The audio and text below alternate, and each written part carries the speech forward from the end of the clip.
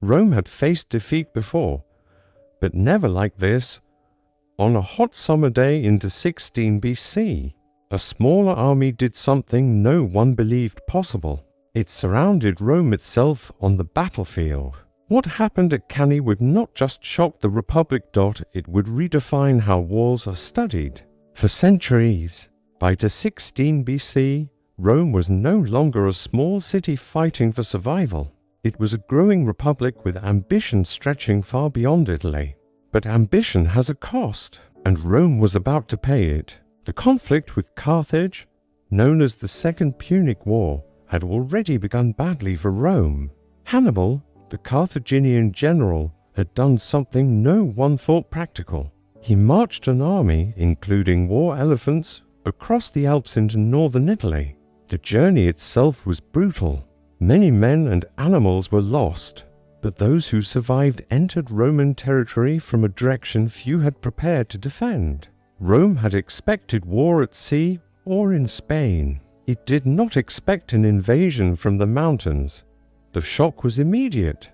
Roman armies met Hannibal in open battle at the Trebia River. They lost. Months later at Lake Trasimene, they lost again, this time in an ambush so complete that an entire Roman force was destroyed before it fully understood what was happening. Panic spread in Rome.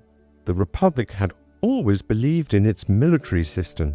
Rome's strength lay in numbers, discipline, and resilience. When one army fell, another could be raised. But Hannibal was not fighting Rome in a predictable way. He moved quickly. He chose terrain carefully. He forced the Romans into reacting. In response, Rome appointed a dictator, Quintus Fabius Maximus. His strategy was simple, though unpopular. Avoid direct battle. Shadow Hannibal. Cut supply lines. Wear him down slowly. It was cautious and logical, but too many Romans. It felt like weakness. Rome was not accustomed to delay. Its culture valued decisive engagement. The longer Hannibal remained in Italy without being defeated, the more Rome's allies began to question their loyalty. So patience gave way to pressure. Into 16 BC, Rome prepared a massive army, far larger than those previously sent against Hannibal.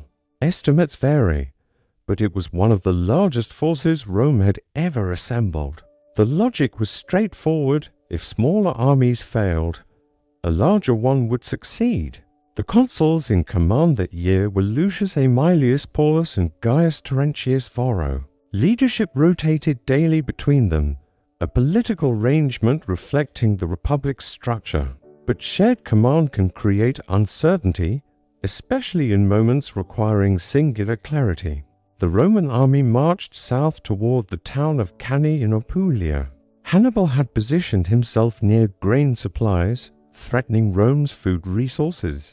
This forced Rome's hand. Avoidance was no longer politically acceptable. The battlefield near Cannae was flat and open. To Rome, this seemed ideal. Roman strength lay in heavy infantry formations. Dense lines of legionaries could push forward with momentum. Cavalry support existed, but infantry was the core. Open ground allowed for full deployment of numbers. Hannibal understood this expectation.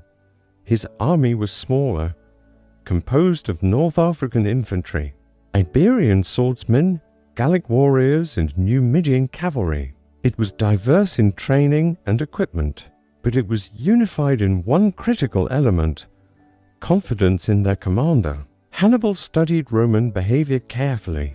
He knew Rome preferred direct engagement. He knew Roman commanders felt pressure to deliver a decisive victory. He also knew that overconfidence often follows frustration. The Roman army arrived in strength. Camps were established. Preparations were made. Within Rome's leadership, debate continued. Paulus was cautious. He had witnessed Hannibal's methods and understood the risk of underestimating him. Varro, by contrast, favored aggressive action. He believed that Rome's numerical advantage could overwhelm Carthage through sheer force. The army would fight. On the morning chosen for battle, Varro held command. The Roman formation was dense, deeper and more compact than usual.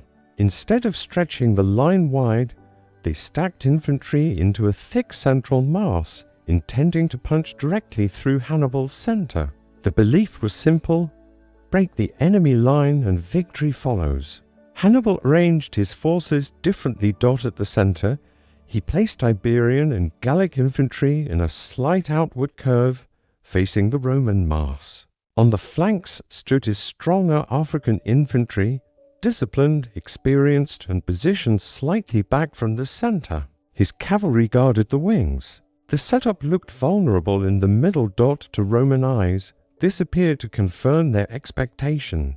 Hannibal's center would collapse under pressure, but appearances can mislead. As both armies stood facing each other on that open plain, the contrast was clear. Rome relied on size and momentum. Hannibal relied on structure and timing. The wind carried dust across the field. Orders passed through ranks. Shields adjusted. Cavalry shifted. The Romans believed they were about to end the threat that had humiliated them for 2 years. Hannibal believed they were about to commit to his design. And once the first lines collided, retreat would not be simple. Cannae would not be decided by who struck hardest. It would be decided by who understood the shape of the battle before it began. When the battle began, it unfolded exactly as the Romans expected at first. The Roman infantry advanced in a dense mass, shields locked, pushing forward with steady force. Their objective was simple: drive straight through the center of Hannibal's line. With their numbers compressed into depth, they aimed to break the Carthaginian front by weight alone. Hannibal's center met the impact. The Iberian and Gallic infantry absorbed the pressure and began to give ground, slowly, deliberately. To Roman eyes, this looked like progress. The enemy line appeared to be collapsing under their advance, but the movement was controlled. As the Roman mass pushed forward, Hannibal's center did not shatter. It bent. The slight outward curve in his formation began to compress inward, turning from a convex shape into a concave one. The Romans continued pressing ahead, encouraged by what seemed like retreat. They did not pause to question why the withdrawal remained orderly. Momentum carried them deeper. Meanwhile, on the flanks, a different contest unfolded. Carthaginian cavalry engaged Roman cavalry on both wings. On one side, Hannibal's heavier horsemen attacked aggressively, driving the Roman riders back with speed and coordination. On the opposite flank, his Numidian cavalry disrupted and distracted, preventing Roman reinforcements from stabilizing the fight. Within a short time, Roman cavalry resistance weakened. Once broken, the Carthaginian horsemen did not pursue recklessly. They regrouped. Back in the center, Roman infantry had advanced far enough that their formation began to compress from within. The deeper they pushed into Hannibal's bending line, the tighter their own ranks became. Space narrowed. Coordination became harder. Soldiers in the rear could not see clearly what lay ahead. Orders struggled to travel through the dense formation. Then the next phase began. Hannibal's African infantry, positioned slightly behind the original center on both sides, moved inward. Unlike the Iberian and Gallic troops, these units had not absorbed the brunt of the initial assault.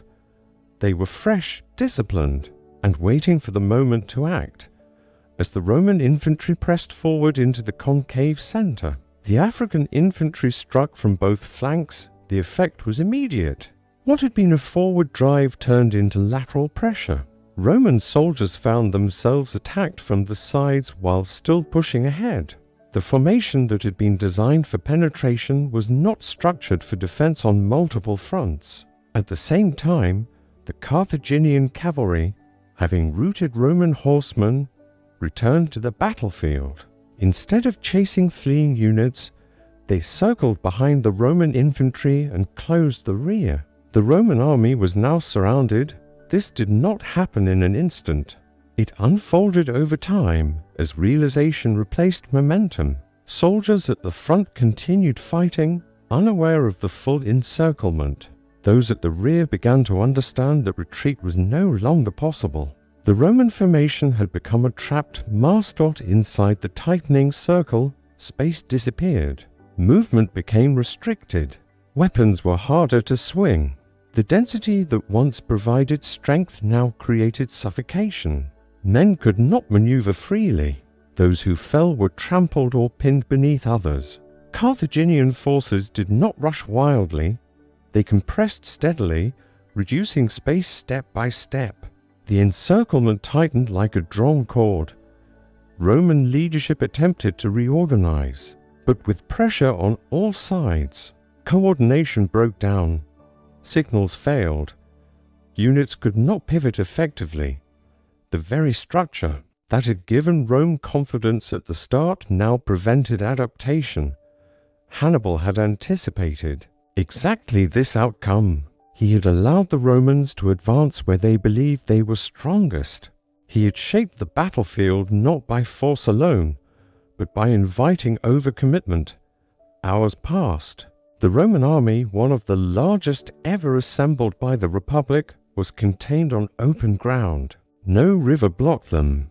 No forest trapped them. They were surrounded because of positioning. As the circle closed further, resistance weakened, not because courage failed, but because physical space no longer allowed coordinated defense. Cannae was no longer a contest of strength. It was geometry. By late afternoon, the Roman army had ceased to function as an organized force. Isolated groups fought where they stood.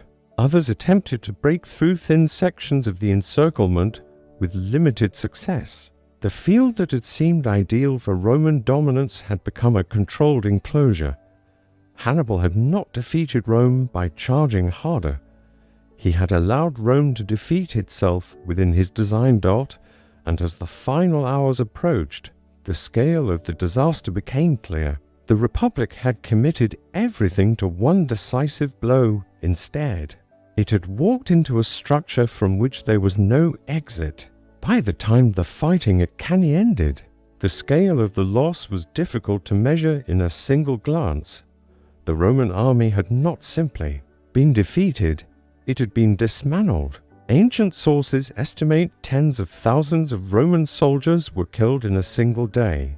Even if the exact number is debated, what matters is the proportion. A large portion of Rome's military leadership, including experienced officers and senators, fell. On that field, the Republic had committed one of its strongest armies, and it no longer existed. For Hannibal, the victory was complete in tactical terms. He had faced a larger force in open terrain, and not only one.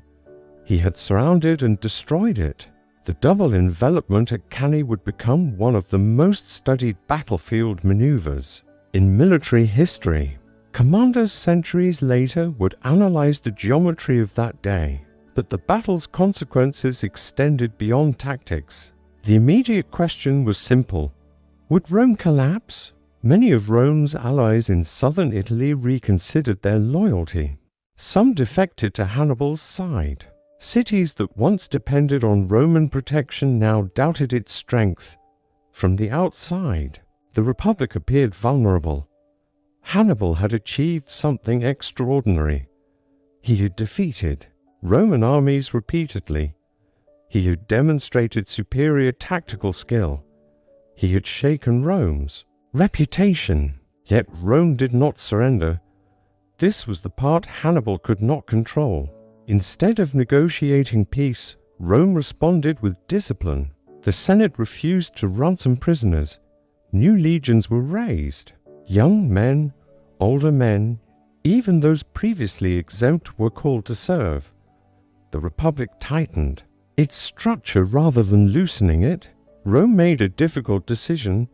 It would not fight Hannibal on his terms again. The strategy shifted back toward caution, closer to what Fabius Maximus had once proposed. Direct confrontation was avoided. Hannibal was contained, shadowed, and gradually limited in mobility.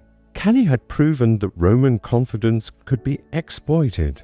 But it also revealed something else: Rome's resilience. The Republic did not rely on a single army. It relied on a system. That system, though wounded, endured. Hannibal remained in Italy for years after Cannae. He continued to threaten Rome's allies. He maneuvered skillfully and maintained pressure, but he never received the full reinforcements needed. From Carthage to capitalize completely on his victory, Carthage hesitated. Resources were divided. Political debates delayed decisions. The opportunity created at Cannae required coordinated follow-through, and that coordination never fully materialized. Gradually, Rome adapted. New commanders emerged.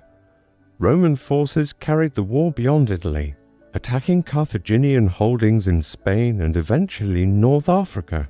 The focus shifted from defending Italy to threatening Carthage itself.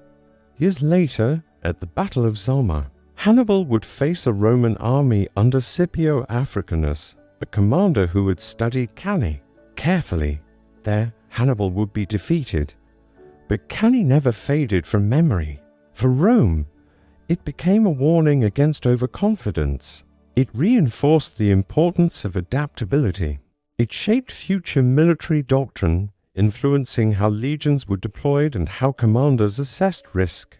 For military thinkers across history, Cannae became a case study in structure and timing.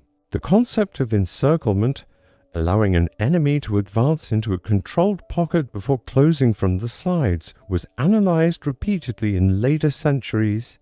Yet beyond strategy, Cannae carries a deeper lesson. Rome lost one of its greatest armies in a single day because it believed scale guaranteed success. The Republic assumed that numerical superiority could correct previous defeats. Hannibal understood something different. He understood that shape matters more than size, position matters more than momentum, patience matters more than pressure. The Roman soldiers who marched confidently onto that plain did not lack courage. They lacked flexibility.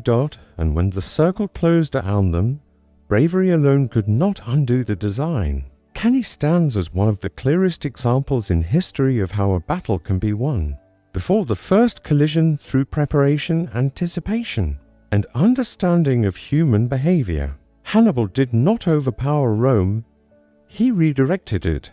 The Republic survived. It adapted. It eventually prevailed in the wider war. But on that day into 16 BC, Rome learned a lesson it would never forget. Strength without structure can become vulnerability. Cannae was not legend because of exaggeration. It was legend because of precision. It was war before it became legend.